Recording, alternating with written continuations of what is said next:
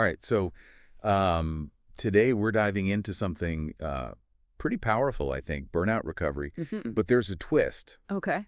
Our source today is this French audio expert session. And they say this isn't just about bouncing back. It's about like total transformation, Right. Yeah. almost like hitting the reset button on life. You know what I mean? Yeah, it's fascinating how they frame burnout not as a weakness, Right. but as a beginning. Oh, wow. Almost like a price of admission to a more authentic. Yeah. The people who hit burnout are often high achievers, constantly pushing themselves. Yeah. They're primed for this kind of shift. So instead of game over, it's level up. I like that. Exactly. But where do we even start with this whole reset thing? Well, the expert lays out 5 key steps. Okay. First step, acceptance. Uh, And no, not just going, oh, I'm toast. Right. This is deeper. So more than just admitting it's happening. Exactly. Imagine building a house on shaky ground Okay. that's trying to recover without acceptance. Right. It's about acknowledging your exhaustion, the disillusionment, all of it, without judgment. Mm-hmm.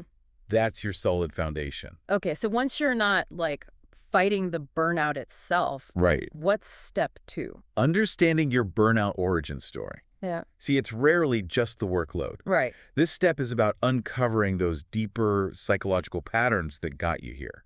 So what? Like realizing you always say yes, even when you're swamped. That's one example. Okay. The expert points to things like perfectionism, needing control, that inability to say no. Mm-hmm. They call them unconscious cries for recognition, meaning we're overworking, striving for perfection. Because somewhere along the way, we learned that that's how we're valued. Right. Yeah. It's about asking yourself, why do I seek validation through work? Mm-hmm. That's often linked to these patterns. One person's origin story might be tied to, like, needing to please a demanding parent. Right. Another's to proving themselves in a cutthroat career. Okay. But by uncovering that why, you can start healing the root, not just the symptoms. That is fascinating. Yeah, So it's not just I'm burnt out, but this is why I ended up here. exactly. Once you've got that figured out, Right. what then? Well, then you're ready for step 3, which is all about repair. Okay. And this isn't just like downing green smoothies and hoping for the best, Right. though those have their place, of course. Sure. The expert emphasizes a holistic approach. Okay, so we're talking mind, AD, body. Absolutely. Hmm. Think of it like tending a garden. Okay. You can't just water one corner and expect the whole thing to thrive. Right. Our source stresses addressing mental, emotional, and physical health. Yeah. It's tempting to just collapse after burnout, Oh, yeah. but neglecting one area impacts everything else. So it's not just about resting, it's about actually replenishing those reserves on all levels. Yes, I'm guessing that's where things like therapy or even just getting back into nature come in. exactly. And that ties into step 4, where the real transformation starts to happen, changing your habits. Okay. Remember those unhealthy patterns we talked about, those cries for recognition? Yeah. Time to swap them out for habits that truly nourish you. Easier said than done, right? How do we actually make those changes stick, especially when our brains are kind of wired for the old ways? Well, the expert brings up therapies like CBT, Okay. cognitive behavioral therapy, Right. and coaching as potentially helpful tools. Mm-hmm. These approaches can give you practical strategies for identifying and shifting those ingrained thought and behavior patterns.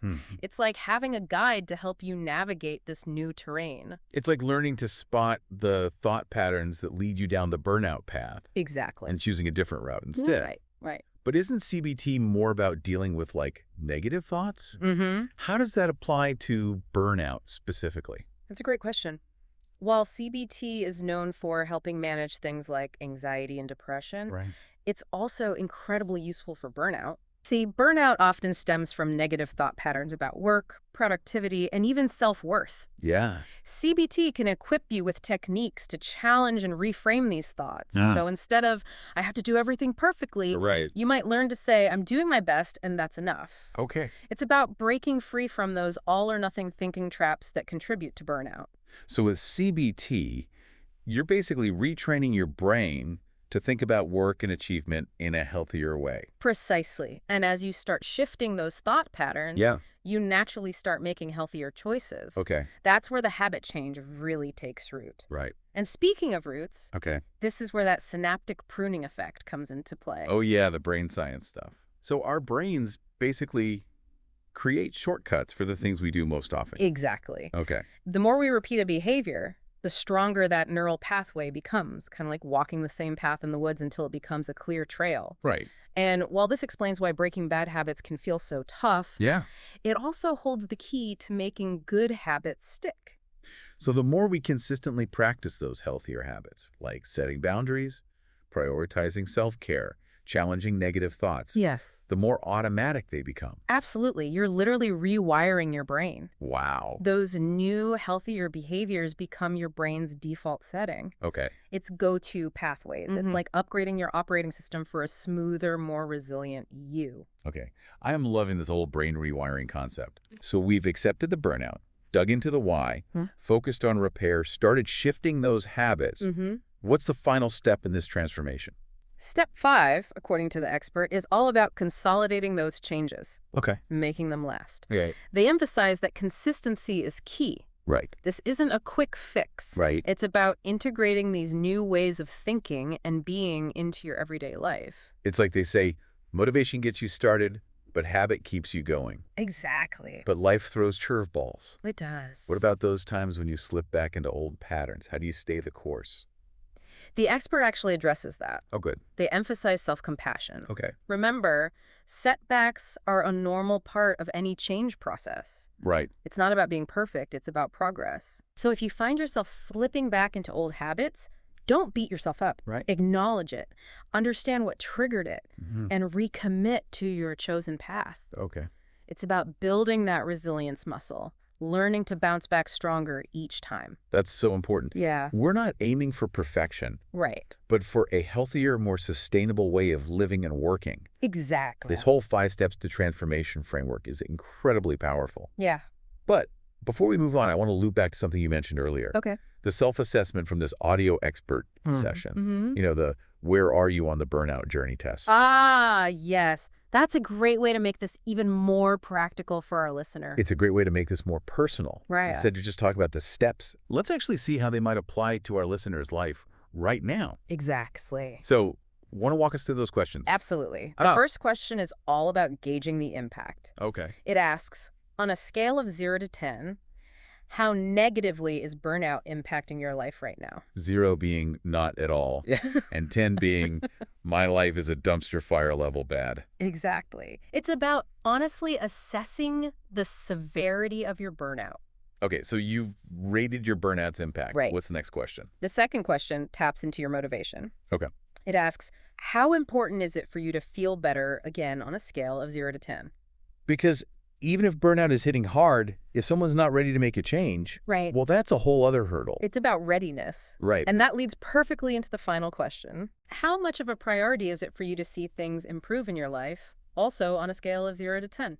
So we're talking about commitment here. Yes. It's one thing to want to feel better. Right. It's another to be ready to put in the work. Exactly. Now, add up your scores from the 3 questions. And here's where it gets interesting. Okay, let's hear it. Okay. What do those numbers tell us? If your total score is below 15, Okay. the expert suggests that while burnout is affecting you, Yeah. your motivation to actively address it might be low. Okay. And that's crucial information. Right. It doesn't mean you're not struggling, Right. but it might indicate that seeking therapeutic support would be more beneficial than trying to muscle through it alone. Yeah. Sometimes you need a helping hand to even get to the starting line of this journey. Makes sense. Ah. You don't start renovating your house without the right tools, right? Precisely. Now, if your score is above 15, Okay. it suggests a greater readiness for change. Okay. You're feeling the impact, you're motivated to make things better, and you're ready to prioritize those improvements. Okay. The expert still emphasizes the importance of support. Yeah. But in these instances, coaching might be a more suitable approach. So no matter where you land on that self-assessment, there's a path forward. Exactly. It's about finding the right support for your unique situation and burnout origin stories we talked about. Yes. This has been such an eye-opening deep dive. Yes. We started with burnout, but we ended up talking about everything from rewiring our brains to tending to our inner gardens. I know, right? Where do we even go from here? It's been quite the journey. It really has. And I think that's the biggest takeaway. Burnout isn't the end. Right. It's a powerful catalyst for change, for creating a life that's more aligned with your values, your needs, your authentic self. But it's up to you to take that first step. So for our listener who's been nodding along, maybe even took that self-assessment, what's Yeah. one question they can ask themselves to start turning this knowledge into action? That's a great question to end on. I'd Hmm. say, what's one small act of self-care, one boundary I can set, or one negative thought pattern I can challenge today to start rewriting my own story? Hmm. It's not about overhauling your entire life. Right. It's about taking those small but powerful steps towards that more resilient, fulfilling future. Beautifully said. And that, my friend, is the essence of transforming burnout into a breakthrough. I love it.